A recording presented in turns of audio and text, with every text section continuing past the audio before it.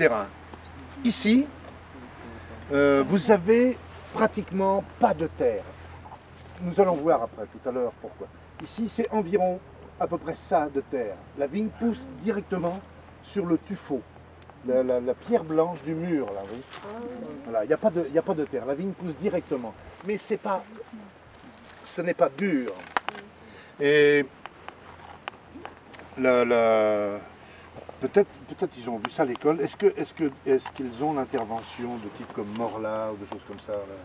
Bah, ils ne sont pas tous en viticulture. Ah d'accord. Certains vont faire viticulture après, mais tout le monde n'est pas spécialiste de la viticulture. Donc les autres auront des cours sur terroir et compagnie, mais ceux qui font viticulture. Donc la particularité de ce terroir, de la terre, c'est que les racines de la vigne sont très profondes.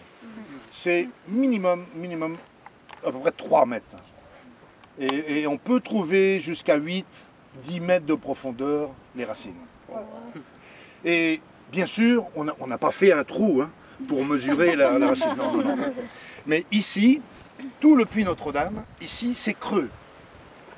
En dessous, vous avez des caves. C'est environ 130 km où on circule en voiture, en tracteur. Oui, mais j'ai pas cette pile. Alors avant c'était des carrières et donc tout est creux en dessous. Donc lorsqu'on se promène dans la cave, on voit les rangs de vignes, les racines qui descendent. Voilà. C'est pourquoi nous savons, puisque les caves c'est environ moins 5 mètres jusqu'à moins 15 mètres. Ma cave est sous le puits Notre-Dame, là.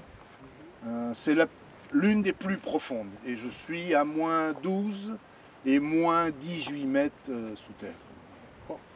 Et la cave fait 6 km 200 de grandes galeries.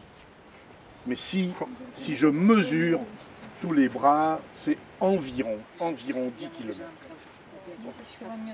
C'est la cave où vous gardez votre vin. Voilà, le vin, oui. C'est rempli les 6 km? Non. C'est rempli sur environ